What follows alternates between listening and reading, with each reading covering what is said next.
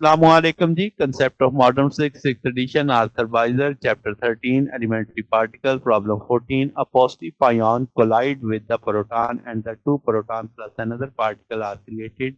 What is the other particle?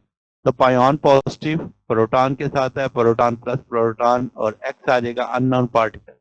तो charge आपके पास अगर हम याद करें तो पॉजिटिव पॉजिटिव है दोनों का, तो आपके पास आउटपुट वाले प्रोडक्ट में भी आपके पास दो प्रोटॉन है तो दोनों का पॉजिटिव होगा, ये तो बैलेंस हो गया, तो इसकी जरूरत ही नहीं है, चार्ज जीरो हो जाएगा अननाउन का। ब्रियॉन नंबर की बात करें तो पायोन का जीरो है, प्रोटॉन का प्लस है, यहाँ पे दो प्रोटॉन है तो इसका बैलेंस करने के लिए इसका -1 चाहिए। स्ट्रेंज है, दोनों की जीरो है तो इसका मतलब आउटपुट पे भी जीरो होनी चाहिए, तो ये भी बैलेंस करने के लिए जीरो ही रहेगा। लेप्टॉन नंबर दोनों का जीरो है तो इसका भी लेप्टॉन नंबर जीरो ही रहना चाहिए। तो इसके लिहाज से देखा जाए तो ये आपके पास एंटी न्यूट्रॉन बनता है या एंटी बारियन कह लो, न्यूट्रल, तो ये आपके पास आएगा।